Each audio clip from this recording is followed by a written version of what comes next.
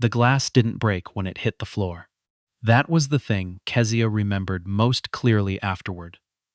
Not the silence that followed, not the faces turning toward her, not the way her husband's hand was still raised as if he hadn't finished the thought. Just the glass, rolling slowly across the marble until it came to rest against the leg of a chair, intact, while everything else in the room shattered into something that could never be reassembled. She had driven 3 hours to get there. She always drove to the Harland family events, because Nathan said flying made her anxious and she'd never corrected him, because correcting Nathan about small things had a way of becoming a conversation about large things, and large things had a way of becoming the kind of silence that lasted for days. So she drove 3 hours through the Georgia countryside to his parents' estate in Savannah, with the windows down and the radio off and the particular kind of quiet that she'd learned to carry inside herself like a stone in her chest. The Harland summer gathering had been happening every third weekend in June since before Nathan was born. 40 years of the same people, the same caterers, the same string quartet that played on the east lawn while the sun went down. Kezia had attended 9 of them. She could have told you the name of every server, the pattern on the good china, the way Nathan's mother Eleanor moved through a room as if the floor itself was making accommodations for her. She could not have told you the name of a single person who had ever asked how she was doing. Not with any real interest, not the kind of interest that waited for an answer. She had learned this slowly, the way you learn anything that you don't want to be true. The first year, she had assumed it was nervousness, hers, theirs, the ordinary awkwardness of new people navigating new territory. The second year, she had assumed it was reserve. The Harlands were a reserved family. Nathan had said so himself, and she had believed him because she wanted to, because she was 29 and in love, and determined to be generous about everything. By the 4th year, she had stopped assuming. The comments had started before that, actually. Small things. The kind of things that could be explained away if you only heard one of them. Nathan's cousin Philip, at the first gathering, asking if she'd grown up in Atlanta, and then, when she said yes, saying which part in a tone that meant something specific. Nathan's Aunt Dottie, the following year, touching Kezia's hair without asking, and saying it's so interesting, the texture as if Kezia were a fabric swatch at an upholstery shop. Nathan's brother Trent, at the 3rd gathering, telling a story about a neighborhood in Memphis that he'd visited for work, and the way he'd lowered his voice at a certain point in the story, and the way he'd glanced at Kezia when he did it, as if checking to see whether she would notice. She noticed. She always noticed. She just didn't say anything because Nathan had asked her once, early on, to be patient with his family. They're old-fashioned, he had said. They're not bad people. They just need time. And she had nodded, and she had been patient, and she had given them time. And what they had done with that time was give her more of the same things in slightly different packaging.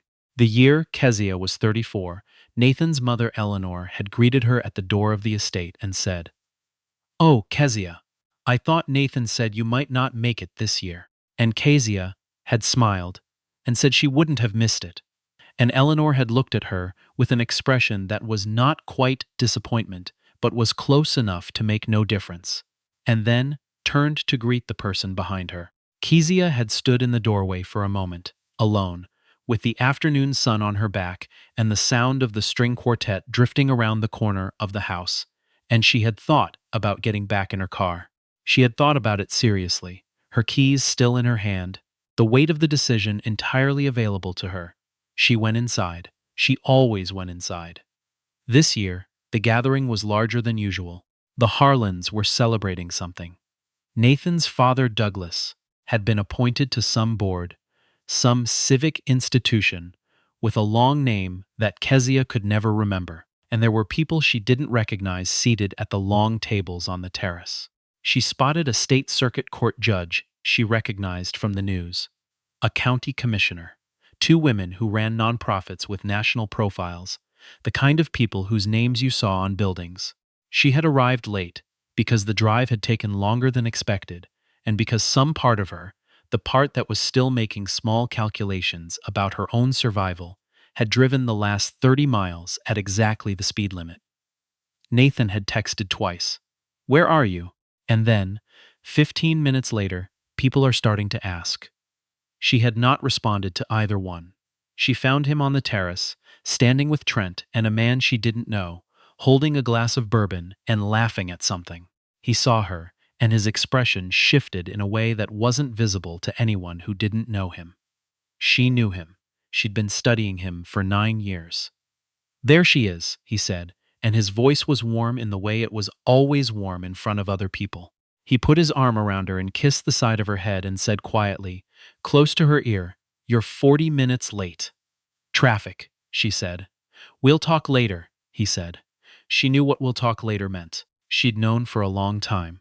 She found a seat at the far end of the terrace table, next to a woman named Bet, who was married to the county commissioner, and who turned out to be genuinely kind, interested in Kezia's work in a way that didn't feel like performance. Kezia spent 20 minutes talking to her about supply chain infrastructure and felt, for the first time all afternoon, like herself. Like the version of herself that existed outside of this estate, outside of these gatherings, outside of the particular and precise diminishment that the Harland family had spent 9 years practicing on her. The dinner was served at 7. She was seated between Nathan's cousin Philip and an empty chair that eventually was filled by a man she'd never met who introduced himself as Warren, and then spent the meal talking across her to Philip, as if she weren't there. She reached for her water glass twice, and both times one of them moved their arm and nearly knocked it over. Neither of them apologized. She didn't think they noticed. She ate her salmon. She watched the string quartet. She thought about the work she had waiting for her at home. The contract negotiations she'd been preparing for 3 weeks. The call she had scheduled for Monday morning with the Singapore office. She thought about those things the way she had learned to think about them at Harland family events. Like a window you could look through when the room you were in became too small. Nathan's father, Douglas, stood up to give a toast around 8 o'clock. He thanked everyone for coming. He talked about the family. He named his children and their accomplishments. He named Trent's wife, Helena, by name and said something warm and specific about her work in the community. He did not mention Kezia. She had not expected him to. That was the part she couldn't explain to people who hadn't been there. Not the individual omissions, but the accumulated weight of them. The way each one was small enough to dismiss, and the way all of them together made something undeniable. She excused herself from the table after the toast and walked through the house to the front hall, where she sat on a bench near the door and took out her phone and looked at nothing. Her assistant had sent 3 messages. Her CFO had flagged something that needed her attention before Monday. There was an email from a journalist she trusted, asking if she'd seen the segment that had just aired. She hadn't seen anything. She'd been driving through Georgia with the radio off. She put her phone in her bag and walked back to the terrace. What happened next happened quickly, the way things do when they've been building for a long time. She came around the corner and found Nathan standing near her chair, and he was saying something to Trent, and she couldn't hear it until she was closer, and then she could. She heard the end of it. 3 words, specific enough that she didn't need the beginning to understand what they meant. She stopped. She looked at him. He saw her looking at him, and she watched him make the calculation. How much had she heard? What did her face mean? What was the move? And she watched him land on the wrong answer. Kezia. His voice was easy, controlled. "Come here, I want you to meet someone." "I heard you," she said. "You didn't hear the context. I heard enough." The table had gone quiet. Not completely. The edges were still going, the far end, people who hadn't noticed yet. But the center of the table, the people within range, had gone still in the particular way of people who can feel something happening and have not yet decided whether to acknowledge it. "Let's not do this here," Nathan said. "Do what?" she asked. "I'm standing at my seat." Trent made a sound, a short exhale, something between a laugh and a dismissal, and said something under his breath. She heard that too. Nathan's hand moved before she understood what was happening. She would think about it later. In the weeks that followed, trying to determine whether there had been a moment when she could have moved, could have stepped back, could have changed the geometry of what came next. She didn't think there was. It happened the way certain things happen, not slowly, not dramatically, but with the flat and ordinary speed of something that has been possible for a long time finally becoming real. The sound was what everyone would remember. Loud in the particular way that sounds are loud when the context makes them impossible. The table went completely silent. The string quartet, 30 yards away on the east lawn, kept playing because they hadn't heard. Everything else stopped. She stood completely still. Her cheek was warm. She was aware of the table watching her. She was aware of the county commissioner 7 seats away, and the circuit court judge across the table, and the nonprofit women and Bet, who had been kind, and all 40-something people who were sitting perfectly still, doing nothing, saying nothing, holding their wine glasses and their dessert forks, and their silence as if it were a thing they'd all agreed to hold. Nathan said, "I didn't," and stopped. Kezia looked at him for a long moment.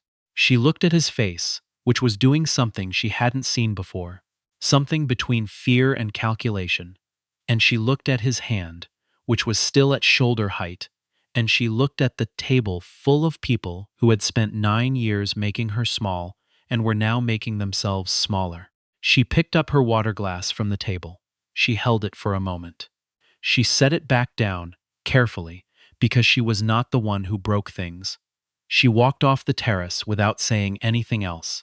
She found her coat in the front hall, and she walked out the front door, and she sat in her car in the Harland driveway, and she did not cry, because she had learned a long time ago, in a very different house, in a very different part of the country, that crying was a thing you did later, privately, when you were safe. She breathed. She watched the lights in the windows of the estate. She could see the shape of people moving around inside, the way they moved when they're reacting to something, when the event that was supposed to happen has been replaced by another event. Her phone was in her bag. She didn't look at it. She had grown up in a 2-bedroom apartment on the west side of Cincinnati, the middle child of a woman who worked 2 jobs and a father who had left when Kezia was 4. She had learned to read before kindergarten because her mother kept library books stacked on the kitchen table and said words out loud while she cooked. She had understood, at some age she couldn't name, that words were infrastructure, that knowing more of them and knowing them better was a form of being able to go places. She had gone places. She had gone to Ohio State on a full scholarship, then to Carnegie Mellon for her master's, then to a startup in Pittsburgh that lasted 14 months before it failed, and then, at 26, she had started something of her own. She had called it Meridian, a logistics software company built around a framework she'd designed herself over 2 years of nights and weekends, and the particular kind of obsessive attention that she had been told was a liability until the people saying so watched it become a company. Meridian had contracts now with 6 of the 11 largest retail distributors in the United States. They had an office in Atlanta, and one in Seattle, and one in Singapore. They had over 300 employees. Last quarter's revenue was a number that still surprised her sometimes when she saw it written down. She had not told any of this to the Harland family, or not in any complete way. Nathan knew it, of course. She had assumed for a long time that the things Nathan knew about her were communicated to his family, the way that information moves between people who love each other. She had understood more recently that this was not how it had worked. She understood now, sitting in the driveway with the lights of the estate in her windshield, that the Harland family had been allowed to build whatever picture of her they wanted, and that Nathan had let them, and that 9 years of small omissions had been, in their way, a form of collaboration. Her phone buzzed. She looked at it. It was her assistant, Renata, and the message said, "The CNBC piece is running. Have you seen it?" They went long, like really long. She hadn't seen it. She put the phone down. The front door of the estate opened. She watched the rectangle of light and the figure that appeared in it. Bet, the county commissioner's wife.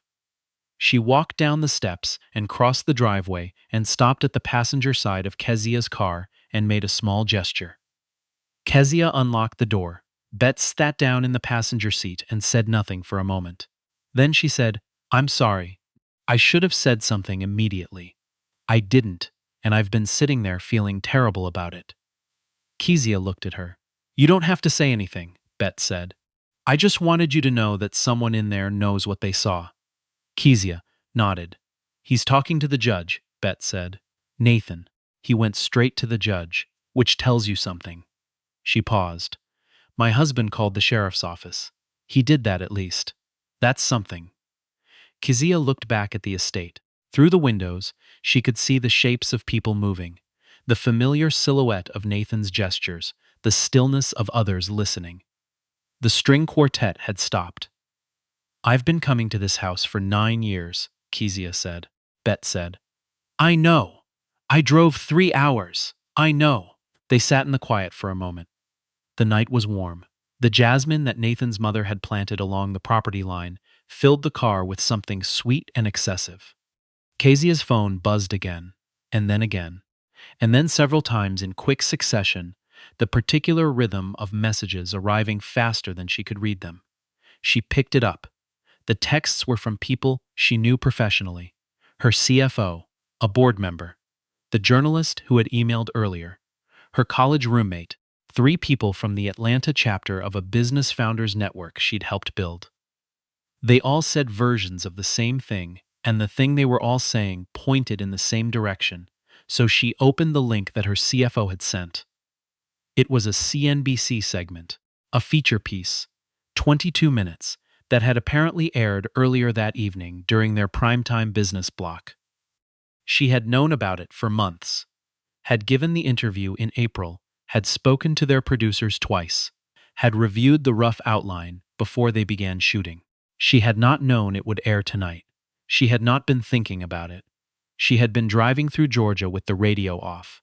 The segment was titled "The Infrastructure Architects: Women Who Built the Systems Behind American Commerce." The thumbnail on the video showed 4 women. Kezia was one of them. Her name was in the title card, and her company's name was there, and the revenue figures she had approved for publication were there, and there was a section near the middle of the segment where the anchor, a woman named Davis, who asked the kind of questions that required real answers, asked Kezia what she would say to young women from backgrounds like hers who were trying to build something real. And Kezia had said, "Build it anyway. Build it when you're tired. Build it when people are looking at you like you've made a mistake just by being in the room. Build it especially then." Her phone kept buzzing. She became aware, after a moment, of something happening at the front door of the estate. The door had opened again, and several people had come out this time, and they were standing on the front steps, looking toward her car. She could see Nathan among them. She could see his posture, the way it had changed. She could see his father, Douglas, who had given a toast an hour ago that did not include her name. She could see Trent. She could see the circuit court judge, who was standing at the back of the group with a phone in his hand and an expression she couldn't read from this distance. Bet looked out the window and said quietly, "They're watching the segment. Someone's streaming it inside." Kezia looked at the group on the steps for another moment. Then she looked at her phone. The segment was still playing. She could see her own face on the small screen, the interview setup in her Atlanta office, the window behind her with the city below. She pressed pause. She opened the car door, and she got out and she stood in the driveway in the Harland family's jasmine-scented air. And she looked at the group of people on the steps who were looking at her. And she thought about something her mother had said once. Years ago, in the kitchen of the West Side apartment, at the table with the library books. Her mother had said, "The world will show you who it is. Make sure you're paying attention when it does." She had been paying attention. She had been paying attention for 9 years. 2 sheriff's vehicles came up the driveway at 20 past 9. She knew they were coming, because Bet had told her they would, and because the county commissioner, Bet's husband, had called in a favor or done a duty or some combination of both, and because the circuit court judge, who had sat at the Harland table and said nothing while she was struck, had apparently found his voice sometime in the last 40 minutes. She watched them come up the long driveway from where she was standing. She had moved to the stone wall near the garden, away from the car, and Bet was beside her, and one of the nonprofit women had come outside and stood nearby without saying much, just present, in the way that sometimes mattered more than words. Nathan came toward her from the steps when he saw the vehicles. She watched him read the situation, and she watched him recalibrate, and she watched him select the expression. Concerned, seeking clarification, the expression of a man who was ready to explain. And she thought, standing there in the warm Georgia night, I am not going to make this easier for you. She turned to face the driveway. The officers were professional and quiet. One of them, a woman who moved with the particular efficiency of someone who had done this many times, spoke to the county commissioner briefly and then spoke to Kezia. She was asked if she wanted to make a statement. She said she did. She made it, standing by the stone wall, and her voice did not shake, because she had learned.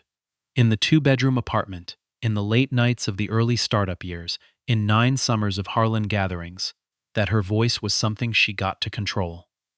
Nathan was taken aside. There was a conversation. There were more conversations, the kind that moved in and out of earshot, that involved the judge, that involved Nathan's father, that involved people making calls on their phones, and then looking at her, and then making more calls. The string quartet had packed up and gone. The house was lit up from inside the way. Houses are when something serious has moved into them and rearranged the furniture. She called Renata at 10 o'clock from the stone wall by the garden. She said, Is the Singapore call still on for Monday? And Renata said yes.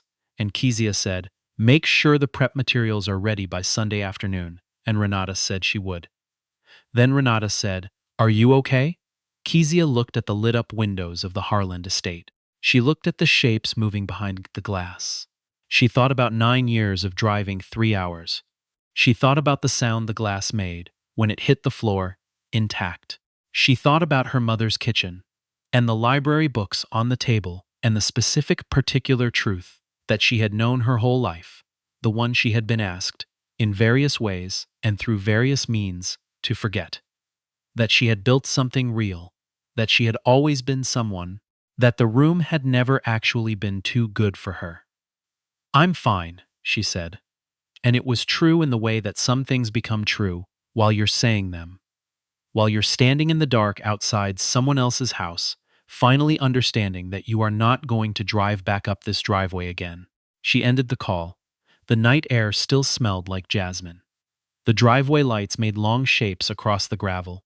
Behind her, Betty was saying something kind to the nonprofit woman, and the sheriff's vehicle was still parked near the steps, and somewhere inside the house a phone was playing the CNBC segment again. The anchor's voice barely audible through the glass, asking the question, and her own voice answering it. Build it especially then. She walked to her car. She got in. She started the engine. She did not look at the house in the rearview mirror, because there was nothing back there that she needed to take with her, and the road ahead was long and clear and entirely, completely hers.